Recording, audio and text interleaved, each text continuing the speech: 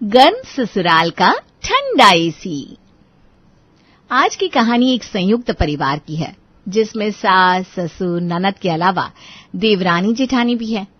सभी एक ही घर में मिलजुल कर नहीं मिलजुल कर ना सही, लेकिन किसी तरह रह रहे हैं। क्योंकि जहां चार बर्तन हो वो आपस में खटके ना, ऐसा तो हो ही नहीं सकता। तो ये सारे बर्तन आपस में मिलकर खटपट करते एक छत के नीचे जीवन बिता रहे हैं। बड़ी बहू, एक बात का जवाब दो। तुम जब से कमरे में गई हो, लगातार तुम्हारे कमरे का कूलर चल ही रहा है। अरे भाई, बिजली से चलता है कूलर। पूरा दिन तुम दोनों के कमरे का कूलर चलेगा तो कितना बिजली का बिल आएगा, कुछ अंदाजा है? माँ जी, इतनी गर्मी पड़ रही है, अब ऐसे में क्या कूलर भी नहीं चलाएंगे हम लोग? छोटी बहू, खूब कूलर चलाओ, लेकिन ये बताओ, घर में 5 कमरे हैं तो क्या 5 कूलर एक साथ चलाकर छोड़ दोगे तुम लोग? अरे जरूरत क्या है सारे कूलर एक साथ चलाने की? एक कमरे में सब लोग मिलकर भी तो बैठ सकते हैं। पैसे कोई पेड़ पर तो लगते नहीं। पूरा दिन तो माँ जी घर के कामकाज में ही बीत जाता है, अब क्या थोड़ी देर अपने कमरे में जाकर इंसान आराम भी नहीं कर सकता? ये तो सरासर नाइंसाफी हुई ना कि अब आपको हमारे कूलर चलाने से भी तकलीफ हो रही है। बहू, मैंने जो कहना था कह दिया, और ये बात ध्यान रखना कि इस घर में मर्जी सिर्फ मेरी चलती है, इसलिए जितना कहा जाए उतना ध्यान से सुनो और उसे अमल में लाओ। देख रही हूँ आजकल तुम दोनों बात बात पर बहस करना शुरू कर देती हो।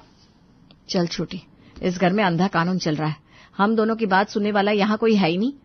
माँ जी, आप हमें नजरबंद क्यों नहीं कर लेती हैं? कम से कम तब तो आपको सुकून हो जाएगा ना।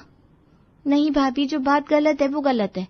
अरे हमारी कोई प्राइवेसी है कि नहीं कि बस 24 घंटे हम सासू माँ के सामने मूर्ति बनकर बैठे रहें? छोटी बहू, खूब समझती हूँ मैं, ये काम खत्म करके अपने कमरे में भागने की इतनी जल्दी क्यों रहती है तुम्हें? मायके में फोन करके अपनी माँ को सारा अपडेट भी तो देना होता है ना। आज कौन सी सब्जी बनाई, किसने खाया, किसने क्या पहना, सास ने क्या कहा, जेठानी से किस बात पर बहस हुई।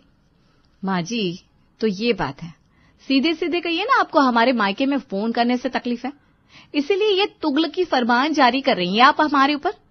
अरे सुनीता दीदी भी तो फोन करती हैं आपको दिन में 4 बार, हमने तो कभी नहीं पूछा कि फोन पर एक घंटा वो आपसे क्या बात करती है। आप कौन सा भारत पाकिस्तान के राजनीतिक मुद्दों पर चर्चा करती हैं? वो भी तो अपनी सास और ननद की बुराइयां करती है ना। अपनी बेटी करे तो सब सही, बहुएं करे तो सब गलत। 2 बहुओं और सास के बीच की ये खट्टी मीठी नोकझोंक तो आपने सुन ली होगी। अब आप ये सोचिए कि जब 2 बहुएं होने पर ये हाल है तो क्या होगा जब इस घर में तीसरी बहू दुल्हन बनकर आएगी। माँ जी, बुरा मत मानिएगा, लेकिन मैंने और पूजा ने तो किसी तरह आपके साथ इतने साल निभा लिया, लेकिन आपकी छोटी बहू आएगी ना, वो आपकी ये तानाशाही ज्यादा दिन बर्दाश्त नहीं कर पाएगी। मैंने तुम दोनों के ऊपर ऐसी कौन सी तानाशाही चला दी आज तक जो तुम ऐसी बात कर रही हो? माँ जी, आप भी बहुत अच्छी तरह जानती हो आप क्या क्या करती हो। खाने में तेल कितना पड़ेगा ये भी आप ही डिसाइड करती हैं, चाय में दूध कितना पड़ेगा पिछले साल से तो ये भी आप हमें बता रही हैं, हमारे कमरों में कितने कूलर पंखे चल रहे हैं इस बात की भी आप एक पल की खबर रखती हैं। आपका जितना बंधन हम लोग बर्दाश्त कर रहे हैं ना, आजकल की हाई फाई लड़कियां इतना सुनने वाली नहीं है। अरे सुनेगी कैसे नहीं, मेरा घर है, यहाँ पर मेरी नहीं चलेगी तो क्या आप पड़ोस वाली शर्माइन की चलेगी? इतने सालों से सब संभाल कर चल रही हूँ मैं। तुम क्या चाह रही हो कि कल की आई हुई लड़कियों को सब सौंप कर अपनी गृहस्थी का बंटाधार कर लूं? मेरे घर आएगी तो मेरे हिसाब से चलेगी। जाने दो उस कॉन्वेंट वाली शिल्पी को, जैसा तुम दोनों को कंट्रोल में रखा है उसे भी मुट्ठी में ही रखूंगी। हाँ तो माँ जी, करिए शादी उसी शिल्पी के साथ, लेकिन वर्ल्ड वॉर के लिए भी तैयार रहिएगा। इस घर की शांति अब ज्यादा दिन की मेहमान नहीं है। आशा और पूजा की चेतावनी देने के बाद भी सास इंदिरा अपने बेटे की शादी शिल्पी के साथ कर देती है। शादी के अगले दिन नई दुल्हन के साथ साथ आज एक और गृह प्रवेश भी हो रहा है, और वो गृह प्रवेश है इंदिरा के छोटे बेटे वरुण की शादी में उसके ससुराल से आए 1.5 टन के एसी का। जी हाँ, ठीक सुना आपने। आज तक ससुराल में किसी ने एसी का नाम नहीं लिया था, लेकिन छोटी बहू शिल्पी घर में क्या आई, उसके साथ दहेज में एसी भी आ गया। अब नई बहू के नए एसी से ससुराल में क्या अफरा तफरी मचेगी, आइए जानते हैं। पूजा, देखा तूने, इस शिल्पी के मायके वालों ने दहेज के सामान में एसी भी दिया है। मुझे तो ये बात बिल्कुल भी पसंद नहीं आई। हम लोग तो अपनी मर्जी से अपने कमरे में कूलर भी नहीं चला सकते, और ये एसी में रहेगी। बिल्कुल ठीक कहा भाभी आपने, पूरा दिन रसोई में इस भट्टी के आगे काम भी करो और फिर उसके बाद कमरे में जाकर लेटो तो ये कूलर घर घर घर करके सोने नहीं देता। और उस पर भी कौन सा हमें अपने अपने कमरे में आराम करने की इजाजत है। माँ जी तो हमें भेड़ बकरियों की तरह एक ही कमरे में ठूंस कर रखती है ताकि उनकी मीटर की रीडिंग ना बढ़ जाए। अरे तू चिंता मत कर, सही समय आने दे, फिर मैं भी ना माँ जी से बात करूंगी। अब मैं भी चुप रहने वालों में से नहीं हूँ। 8 साल हो गए मेरी शादी को, 8 साल से माँ जी अपनी मनमानी चला रही है हमारे ऊपर। बस बहुत हो गया, अब मैं और बर्दाश्त करने वाली नहीं हूँ।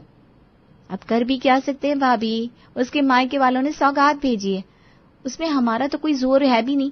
हाँ, हम बस इतना कर सकते हैं कि हम भी अपने लिए एसी की डिमांड करें। छोटी बहू को इस घर में आए 1 सप्ताह बीत गया था। रसोई के बाद अब शिल्पी ने अपनी दोनों जिठानियों के साथ रसोई में भी हाथ बटाना शुरू कर दिया था। लेकिन एक बात थी जो दोनों जिठानियों को नागवार गुजर रही थी, और वो थी शिल्पी का बात बात पर अपने कमरे में लगे एसी पर गर्व करना। भाभी, खाना बनाने का काम तो हो गया है, अब मैं अपने कमरे में जा रही हूँ। वैसे भी ना पसीना ज्यादा आता है, मेरी स्किन खराब हो जाती है, तभी तो मेरे पापा ने मुझे एसी दिया है। मैं जा रही हूँ, एसी की ठंडी ठंडी हवा में पूरा दिन आराम से बिताऊंगी। वैसे आप लोगों को तो आदत हो गई होगी ना बिना एसी के रहने की। हाँ, आपके कमरे में एसी है भी तो नहीं। इतना कहकर छोटी बहू अपने कमरे की तरफ निकल जाती है।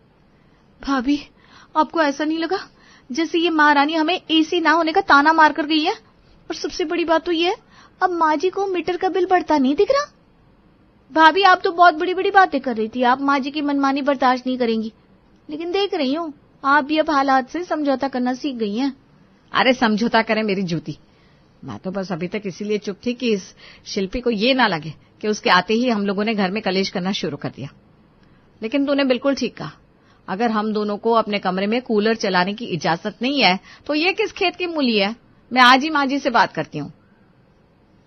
माँ जी बताइए, हम दोनों ने आपके साथ आज तक ऐसा क्या बुरा किया है जो आप हमारे साथ इस तरह से भेदभाव कर रही हैं? कहीं ऐसा तो नहीं कि छोटी बहू के चमचमाते दहेज को सामने देखकर आपकी बोलती बंद हो गई हो? तुम दोनों क्या मुझे लालची समझती हो जो छोटी बहू के दहेज के सामान को देखकर मेरी बोलती बंद हो जाएगी? और सबसे बड़ी बात, बहू जो सामान लाई है अपने लिए लाई है, मेरे कमरे में थोड़ी ना रखवा दिया उसने, जो मुझे उसके मायके से आए सामान का लालच होगा।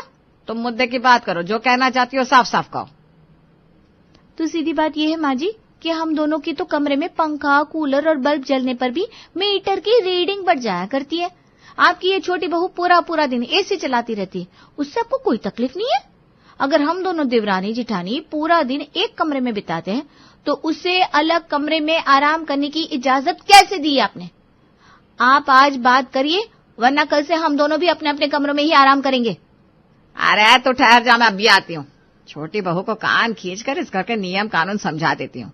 ऐसा समझने की बिल्कुल जरूरत नहीं है कि वो अपने घर से 2-4 सामान फालतू के लिए आई तो उसने मुझे एहसान तले दबा दिया। इंदिरा देवी नाम है मेरा। हाँ। सास इंदिरा गरजती हुई छोटी बहू के कमरे में पहुंच जाती है। अब आएगा मजा। अगर हम पूरा दिन कूलर में बिता रहे हैं तो इसको भी एसी के मजे तो नहीं लेने देंगे। अभी देखना, अभी मिम्मी आते हुए आएगी और हमारे कमरे में आराम करने की जगह मांगेगी। माँ जी को गए हुए आधा घंटा हो गया ना, ऐसी कौन सी पट्टी पड़ा रही है उसे जो आधे घंटे से बाहर नहीं निकल पाई? मैं भी यही सोच रही हूँ भाभी, चलिए ना जरा देख कर आते हैं।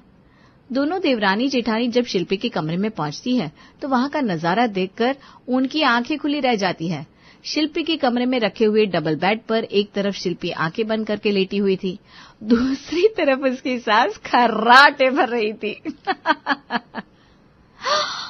देख रही हो पूजा, हमारे सामने तो बहुत उफनती हुई आई थी माँ जी, यहाँ आकर खर्राटे भर रही है।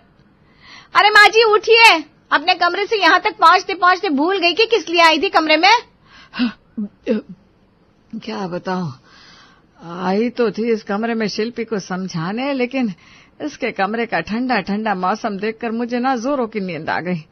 मैंने सोचा पहले थोड़ा सा झपकी ले लेती हूँ, बातें तो बाद में भी हो सकती है। तो माँ जी हो गई आपकी झपकी, अब बातें भी कर लीजिए, या फिर रात की नींद पूरी करने के बाद ही उठेंगी यहाँ से? छोटी बहू देख, तू ऐसा कर, बाहर जाकर अपनी जेठानियों के साथ एक ही कमरे में आराम कर लिया कर। अरे भाई इतने अमीर नहीं है हम कि सबके कमरों में अलग अलग कूलर एसी चलाए। जब तेरा एसी नहीं था तब भी महीने का 4000 बिल आ रहा था, अब तू एसी भी चलाएगी तो सीधा 10,000 आएगा। कहाँ से भरेंगे इतना लंबा चौड़ा बिल हम लोग? बिल्कुल ठीक कह रही हैं माँ जी आप। ये अपने घर से हाथी तो ले आई, लेकिन अब इस हाथी को पालना तो हमें पड़ेगा। छोटी बहू, कोई और तो घर में रहता नहीं है। मैं और तुम्हारे ससुर जी अपने कमरे में रहते हैं, तो तुम तीनों बड़ी बहू के कमरे में ही आराम कर लिया करो। सास की बात सुनकर शिल्पी गुस्से से लाल पीली हो जाती है। शाम के समय जब शिल्पी का पति ऑफिस से लौटता है तो वो सासू माँ के फरमान के बारे में अपने पति को बताती है। देखो वरुण, मैंने माँ जी से अभी तक कुछ कहा नहीं है, लेकिन आपसे कह देती हूँ, मैं किसी और के कमरे में जाकर बैठने वाली नहीं हूँ। अरे जब मेरे पास अपना कमरा है, मेरे पापा ने 40,000 का एसी दिया है, तो मेरी अकल पर पत्थर पड़े जो मैं तपती दोपहर में अपना एसी बंद करके वहां कुलन में जाकर बैठूंगी। चलो ठीक है, तुम अपने कमरे में ही आराम करना। अगर माँ कुछ कहेगी तो मुझे बताना, मैं देख लूंगा। अभी तुम अपना मूड खराब मत करो जानू। अगले दिन सुबह 11 बजे। अरे ये छोटी बहू अभी तक अपने कमरे से बाहर नहीं निकली। ये बाहर निकले तो मैं जाकर एसी में आराम करूं। हाय, मजा ही आ गया था। एसी की ठंडी ठंडी हवा आ रही थी, मन कर रहा था सोती ही रहो। दोपहर को सबके लंच करने के बाद भी जब सास इंदिरा देखती है छोटी बहू अपने कमरे से बाहर निकलने के लिए तैयार ही नहीं है, तो उसे एक तरकीब सूझती है। अचानक से इंदिरा के जमीन में गिरने की आवाज आती है, जिसे सुनकर पूजा, आशा दौड़ते हुए अपनी सास के पास पहुंचते हैं। अरे माँ जी, क्या हो गया आपको? ऐसे कैसे गिर पड़ी? अरे बेटा, आसमान से बिल्कुल आग बरस रही है और मेरी उम्र भी तो हो गई है। जब से ब्लड प्रेशर हाई रहने लगा है, मुझे गर्मी कुछ ज्यादा ही लगती है। और ये कूलर, इसकी हालत तो तुम लोग जानती हो। ऐसा लग रहा है जैसे बस फूंक मार रहे हैं। अरे शिल्पी, जल्दी आओ, देखो माँ जी को क्या हो गया। जिठानी के बुलाने पर छोटी बहू शिल्पी भी दौड़कर वहां पहुंच जाती है। क्या हो गया माँ जी, आप ठीक तो है ना? ठीक हूँ छोटी बहू, गर्मी के कारण ब्लड प्रेशर हाई हो गया और चक्कर खाकर गिर पड़ी। आपको गर्मी से परेशानी हो रही है ना? आप ऐसा करो, शिल्पी के कमरे में जाकर आराम कर लो। एसी में आराम करेंगे ना आप तो अच्छा लगेगा। ठीक है बेटा, अब तू कह रही है तो चली जाती हूँ। अरे छोटी बहू, तू कहाँ मेरे पास बिस्तर पर आकर लेट रही है बेटा? मुझे ना खर्राटे लेने की बड़ी बुरी आदत है। अगर तू मेरे बगल में लेटेगी तो तुझे खर्राटों की आवाज के कारण डिस्टर्बेंस होगा ना। तो ऐसा कर, प्रीति और आशा के साथ जाकर कोई सीरियल ही देख ले, तेरा टाइम पास भी हो जाएगा। मुझे आराम करने दे बेटा। इंदिरा ने बहू के कमरे पर पूरी तरह से कब्जा जमा लिया था। एक दिन जो उसने एसी में आराम किया, अब तो मानो उसके मुंह खून लग गया था। हर दूसरे दिन वो कभी चक्कर आने का, कभी सिर दुखने का बहाना बनाकर शिल्पी के कमरे में जाकर लेट जाती और बेचारी शिल्पी चाहकर भी कुछ नहीं कह पाती थी। शुक्र है भगवान का, रात को तो अपने कमरे में सोने का मौका मिल रहा है, वरना दिन में तो तुम्हारी मम्मी पूरा टाइम मेरे कमरे पर कब्जा जमा कर बैठी रहती है। ठीक कह रही हो तुम, रात की कोई टेंशन नहीं है। रात के टाइम हम दोनों आराम से अपने कमरे में सो सकते हैं। वरुण और उसकी पत्नी अभी बात कर रहे थे कि उन्हें दरवाजा पिटने की आवाज सुनाई देने लगती है। वरुण जाकर दरवाजा खोलता है। क्या हो गया माँ, इतनी घबराई हुई क्यों नजर आ रही हो? क्या बताऊं बेटा, तेरी भटिंडा वाली बुआ जी आ रही है। तुझे पता है ना, गर्मी उनसे 1 मिनट बर्दाश्त नहीं है। बेटा, ये कोई अच्छी बात तो नहीं है ना कि मेहमान बाहर गर्मी में सोए और तुम लोग यहाँ एसी का मजा लो। 2-4 दिन की बात है बेटा, तुम दोनों ये कमरा खाली कर दो और गेस्ट रूम में शिफ्ट हो जाओ। बुआ जी ना तुम्हारे कमरे में रह लेंगी। कोई बात नहीं वरुण, 1-2 दिन की बात है ना, छोड़ो ना, कर लेंगे मैनेज। कुछ देर बाद, भाभी जब आपकी यहाँ आ रही थी तो लग रहा था यहाँ से 1 दिन के अंदर ही वापस अपने गांव की तरफ भागना पड़ेगा, लेकिन इस बार तो कमाल कर दिया आपने। बहू के कमरे की एसी में तो ऐसी नींद आती है कि दिल प्रसन्न हो जाता है। अब ना मैं पूरे 10 दिन रुक कर जाऊंगी। आपको कोई परेशानी तो नहीं है ना? अरे नहीं नहीं जीजी, हमें क्या परेशानी होगी, आप ही का घर है। मैं तो कहती हूँ 10 दिन क्यों, पूरा 1 महीना रुक कर जाइए। इंदिरा की बात सुनकर बेचारी बहू शिल्पी की हालत ऐसी हो जाती है, काटो तो खून नहीं। पूरा दिन दोनों ननद भाभी शिल्पी के कमरे में बैठकर गप्पे लगाती और उसके बाद रात के समय बुआ जी उसके कमरे पर कब्जा जमा लेती। किसी तरह 25 दिन बीत गए थे। अंत में बुआ जी अपने घर के लिए रवाना हो ही जाती हैं। अरे छोटी बुआ के आने से पहले ही मेरा मन था कि हम लोग सब कोई पारिवारिक वेब सीरीज लगा कर देखें, लेकिन फिर बुआ जी आ गई और उन्होंने तो जैसे कमरे में कब्जा ही कर लिया। अरे भैया क्यों चिंता करते हो, बुआ जी तो अब चली गई है। अब आराम से एसी की ठंडक में बैठकर फिल्म देखेंगे। अरे वरुण, सब लोग यहाँ बैठकर टीवी देखेंगे तो मैं कहाँ जाऊंगी? अरे यार, इसमें इतना टेंशन लेने जैसी क्या बात है? तुम्हें कोई मना थोड़ी ना कर रहा है। तुम भी यहीं बैठकर हमारे साथ फिल्म देखो, चाहो तो सो जाओ। इतनी शोर शराबे के बीच में मैं यहाँ नहीं बैठ पाऊंगी, मैं जा रही हूँ बाहर हॉल में। बाहर आकर, यहाँ शोर शराबा नहीं, लेकिन गर्मी से मेरी हालत पस्त हुई जा रही है। और ये कौन सा तरीका हुआ कि गर्मी में कोई मेहमान आए तो उसे मेरा कमरा सौंप दो। फिल्म देखनी हो तो मेरा कमरा, माँ जी की तबीयत बिगड़े तो मेरा कमरा, कमरा ना हुआ धर्मशाला हो गई। आपने इतना खर्चा करके मुझे एसी दिया, इसीलिए ना कि इस तपती गर्मी में मुझे छुटकारा मिल सके। लेकिन मेरी किस्मत देखो, जिस दिन से घर में एसी लगा है, कोई ना कोई किसी न किसी बहाने से मेरे कमरे में घुसता रहता है। क्या हुआ शिल्पी, बहुत गुस्से में नजर आ रही हो? हाँ मैं समझ रही हूँ, इतनी गर्मी में बिना कूलर और एसी के हॉल में सोना कितना मुश्किल होता होगा ना। मैं तो चाहती थी तुम मेरे कमरे में कूलर की ठंडी हवा में सो जाओ, लेकिन मेरे रूम में तो बच्चे मेरे साथ ही सोते हैं ना, तुम्हें कहाँ जगह मिलेगी।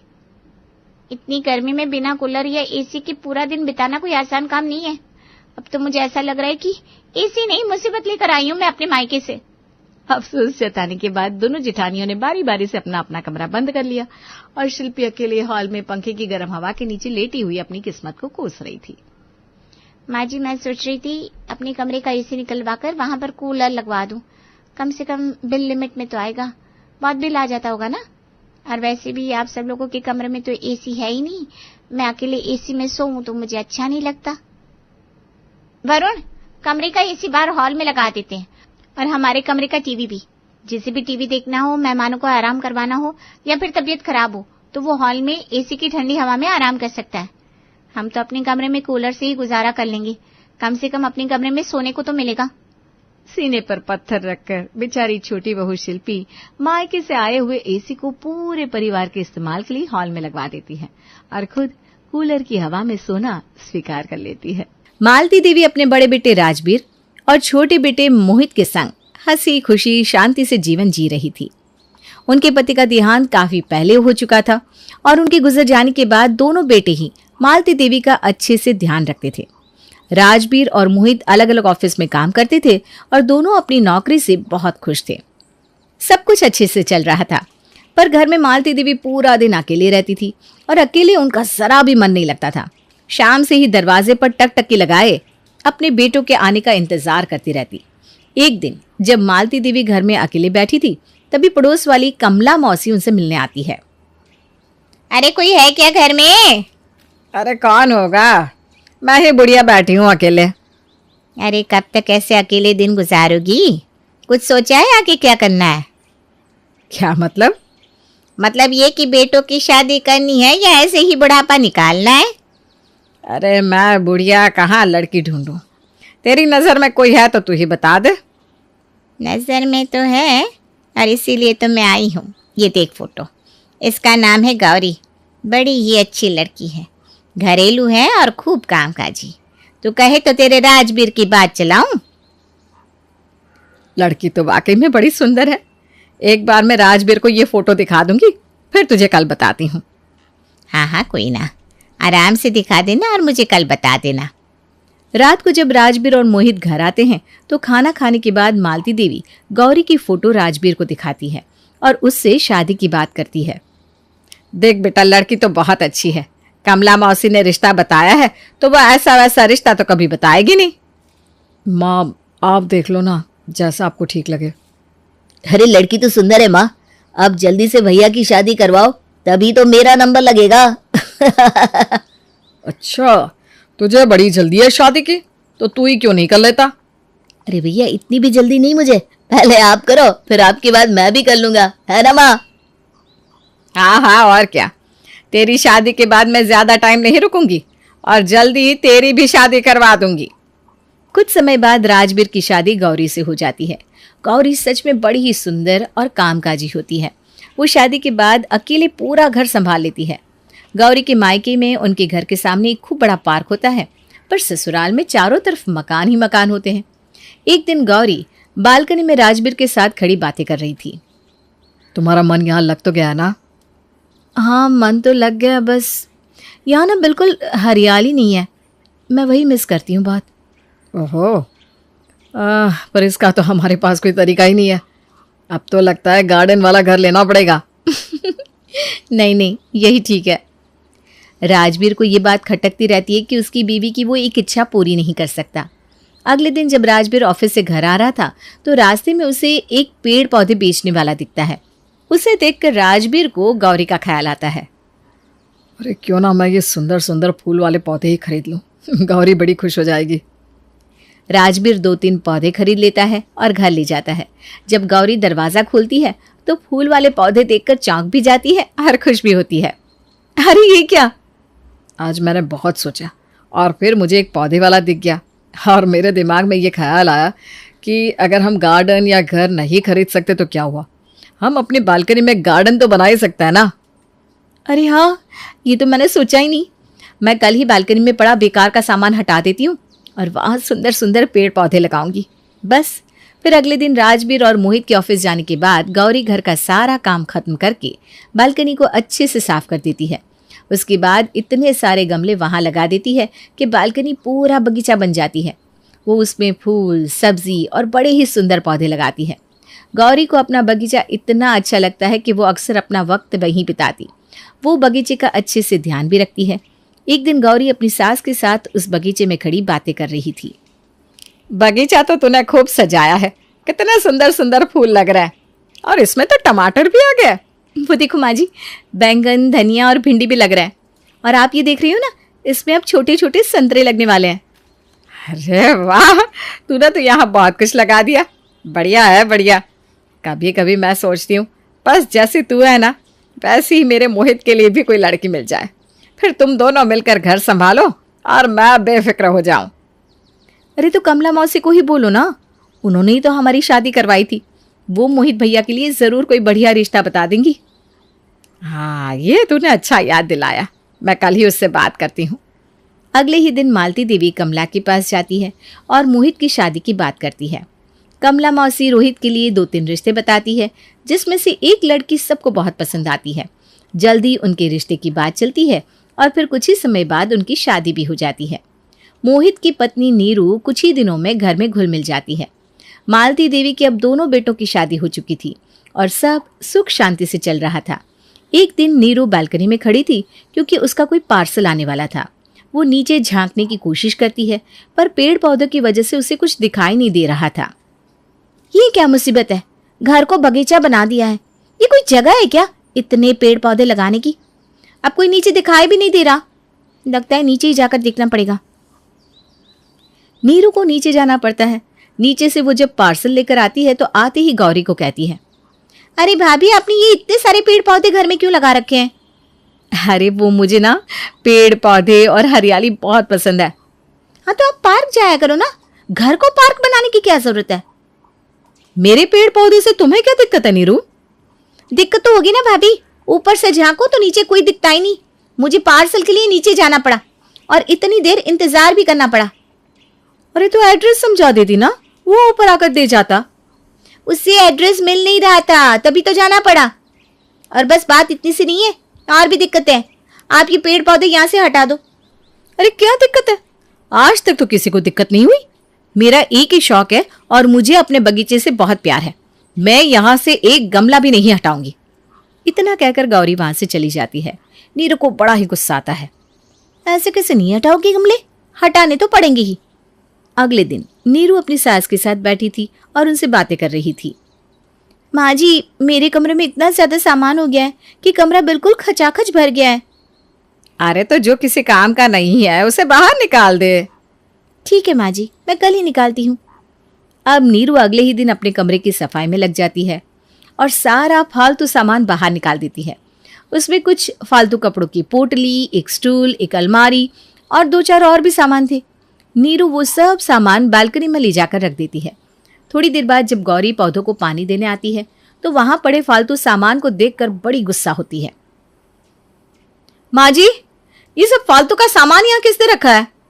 अरे वो नीरू बहू ने आज अपने कमरे की सफाई की है ना, बोल रही थी बहुत सारा फालतू सामान पड़ा है, उसी ने रखा है ये सब। अच्छा, तो ये फालतू है ना? हाँ हाँ, सब बेकार का फालतू सामान ही तो है। गौरी उसी वक्त एक कबाड़ी को घर लेकर आती है और वो सारा सामान उसे बेच देती है। थोड़ी देर बाद जब नीरू बालकनी में आती है तो अपना सामान वहां ना पाकर सीधा जेठानी के पास जाती है। मेरा कुछ सामान बालकनी में रखा था, कहाँ है वो सब? अरे वो तो सब बेकार था ना, तो मैंने कबाड़ी को बेच दिया। क्या? आपने मेरा सामान मुझसे बिना पूछे कबाड़ी को बेच दिया? आप ऐसा कैसे कर सकती हैं? अरे माँ जी ने तो बताया कि वो फालतू सामान है, इसलिए तुमने बाहर निकाल कर रख दिया है। अब उस सामान की वजह से मेरे पेड़ पौधे खराब हो रहे थे, तो मैंने सोचा इसे मैं ही बेच देती हूँ। ये आपने बिल्कुल अच्छा नहीं किया भाभी, अपने फालतू के पेड़ पौधों के लिए मेरा सामान कबाड़ी को बेच दिया। नीरू गुस्से में वहां से चली जाती है। अब उसके दिमाग में बस यही चलता रहता है कि वो इस बात का बदला कैसे ले। काफी सोचने के बाद नीरू के दिमाग में एक आइडिया आता है। अगले दिन जब गौरी मंदिर जाती है तो पीछे से नीरू बालकनी से सारे गमले गायब कर देती है और बालकनी को एकदम खाली कर देती है। कितनी सुंदर लग रही है अब बालकनी, पता नहीं घर को जंगल बनाकर रखा हुआ था। अरे बालकनी तो ऐसी होनी चाहिए, खाली और साफ सुथरी। नीरू बालकनी में कपड़ों का स्टैंड रख देती है और अपने सारे कपड़े धोकर उस पर सुखा देती है। जब गौरी मंदिर से घर वापस आती है तो अपने सारे गमले गायब देखकर गुस्से में लाल हो जाती है। नीरू, नीरू कहाँ हो तुम? इधर आओ। क्या हुआ भाभी? मैं घर में ही हूँ, आप इतना चिल्ला क्यों रही हैं? चिल्लाऊं नहीं तो क्या करूं? सच सच बताओ, तुमने मेरे सारे गमले कहाँ गायब कर दिए? अरे वो तो मैंने फ्री में लोगों को बांट दिए। लोगों को बांट दिए? मेरे लगाए पेड़ पौधे लोगों को बांट दिए? एक एक पौधे से मुझे कितना लगाव था, कुछ अंदाजा भी है तुमको? कितनी मेहनत से अपना बगीचा मैंने बनाया था, क्यों किया तुमने ऐसा? अरे भाभी पेड़ पौधे ही तो थे, आप तो ऐसे बोल रही हो जैसे कोई बच्चे हो। आपने पूरे घर को जंगल बना रखा था, देखो अब कितना साफ और सुंदर लग रहा है। और देखो अब हम यहीं अपने कपड़े सुखा भी सकते हैं, छत पर जाने की जरूरत नहीं है कपड़े सुखाने के लिए। नीरू को ऐसे खुश देख गौरी को और ज्यादा गुस्सा आता है। वो अपनी सास को बुलाती है और सारी बात बताती है। अरे ये तो गलत बात है नीरू की, ऐसा नहीं करना चाहिए तुमको नीरू। माँ जी देखिए ना, भाभी ने खड़े होने तक की जगह नहीं छोड़ी थी बालकनी में, अब देखिए तो कितनी साफ सुथरी लग रही है। पहले कभी तो पत्ते उड़कर घर में आ जाते थे, तो कभी बारिश की वजह से पूरा घर मिट्टी मिट्टी हो जाता था। हाँ ये भी है, पर माँ जी आपको पता है ना, वो बगीचा मैंने खुद बनाया था और मुझे वो बहुत प्यारा था। प्यारा क्या होता है? उसका कोई इस्तेमाल भी तो हो। अब देखो बालकनी का सही इस्तेमाल हो रहा है। नहीं नीरू, कुछ सही नहीं है, ये अच्छा नहीं किया तुमने। अरे भाभी ठीक है, आप मुझसे पहले से इस घर में हो, पर इसका मतलब ये नहीं कि ये घर बस आपका है और जो आपकी मर्जी आप करेंगी। ये मेरा भी घर है और ये बालकनी मेरी भी है, इसलिए मेरा जो मन करेगा मैं भी तो करूंगी। अरे चुप करो दोनों, क्या बच्चों की तरह एक बालकनी के लिए लड़ रही हो? इस लड़ाई को अब तुम आपस में अकेले ही सुलटा लो, समझी? अब मुझे कोई बालकनी के पीछे झगड़ते हुए ना मिले। नीरू बड़ी खुश होती है कि जो उसने चाहा बिल्कुल वैसा ही हो गया, पर वो इस बात से बिल्कुल अनजान थी कि उसकी जेठानी के दिमाग में कुछ अलग ही चल रहा है।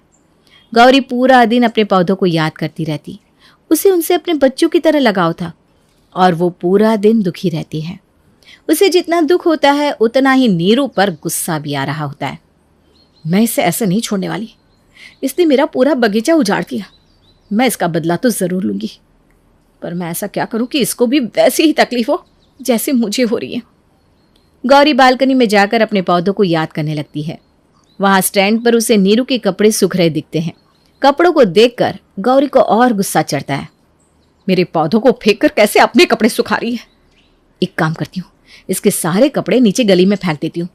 बड़ा शौक है ना महंगे महंगे कपड़े पहनने का, सारे शौक भूल जाएगी। गौरी इधर उधर देखती है, उसे कोई देख तो नहीं रहा, और फटाफट नीरू के सारे सुंदर सुंदर और महंगे कपड़े कीचड़ वाली गली में फेंक देती है। कपड़े फेंकने के बाद वो बड़ा ही खुश होती है, जैसे उसके मन को अब जाकर तसल्ली मिली हो। वो जल्दी से वहां से गायब हो जाती है और सीधा अपने कमरे में चली जाती है। अब शाम को जब नीरू अपने सूखे हुए कपड़े स्टैंड से उतारने आती है तो उसे वहां अपने कपड़े नहीं दिखते। वो अपनी सास के पास जाकर पूछती है, माँ जी क्या आपने स्टैंड से मेरे कपड़े उतार कर रखे हैं?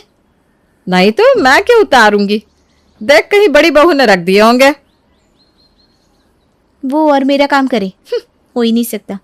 हाँ वो मेरा काम बिगाड़ जरूर सकती है।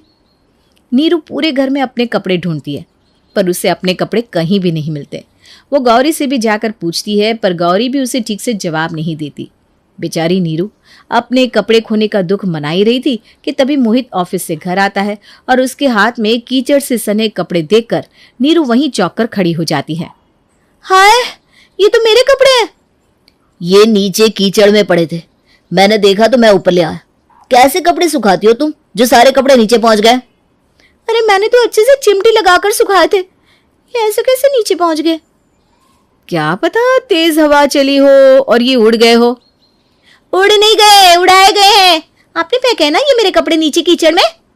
मेरे इतने महंगे महंगे कपड़े सब बर्बाद हो गए। कितने मन से खरीदे थे इतने महंगे कपड़े। मुझे एक एक कपड़े से कितना प्यार था, पता भी है आपको? हाँ, जैसे मैंने एक एक पौधा मन से लगाया था, बिल्कुल वैसे ही ना। जैसे मुझे एक एक पौधा इतना प्यारा था, बिल्कुल वैसे ही ना। बोलो नीरू, बिल्कुल वैसे ही ना। मतलब आपने ही फेंके मेरे कपड़े? आप इतनी बुरी कैसे हो सकती हो? खुद के साथ ऐसा हुआ तो कैसे गुस्सा आ रहा है, और जब मेरे साथ किया तो कैसे मुस्कुरा रही थी। तुमने मेरा एक भी पौधा बालकनी में नहीं रहने दिया। याद रखना, अब मैं भी तुम्हारी एक भी चीज वहां नहीं रहने दूंगी। जो भी दिखा नीचे फेंक दूंगी। देखिए माँ जी कैसे आपके सामने धमकी दे रही है मुझे। हे भगवान, मैं तो तुम्हारे इस रोज रोज के झगड़ों से परेशान हो गई हूं। कल ही बोला था कि मुझे इस बात पर कोई झगड़ा ना मिले, पर तुम दोनों सुनती ही नहीं। एक दिन था, इस घर में इतनी सुख शांति थी, और अब तो एक पल की शांति के लिए तरस रही हूं मैं। तो बताओ माँ जी, मैं कहाँ गलत हूं? क्या आपको कभी मेरे बगीचे से दिक्कत हुई? नहीं ना। बल्कि आपको तो मेरा बगीचा कितना पसंद था, पर इसके आने के बाद से सारी दिक्कत शुरू हो गई। माँ जी एक बात बताओ कि पूरी बालकनी में पेड़ पौधे लगा रखे, कोई नीचे झांक भी नहीं सकता। जरा सी तेज हवा चले तो घर में सारे पत्ते उड़ाते हैं, बारिश आ जाए तो सब किचकिच हो जाता है। न कपड़े सुखाने की जगह है, न कुछ फालतू सामान रखने की। बताओ मैं कुछ गलत बोल रही हूँ क्या? तो क्या मैं गलत हूं माँ जी? बताओ तो माँ जी।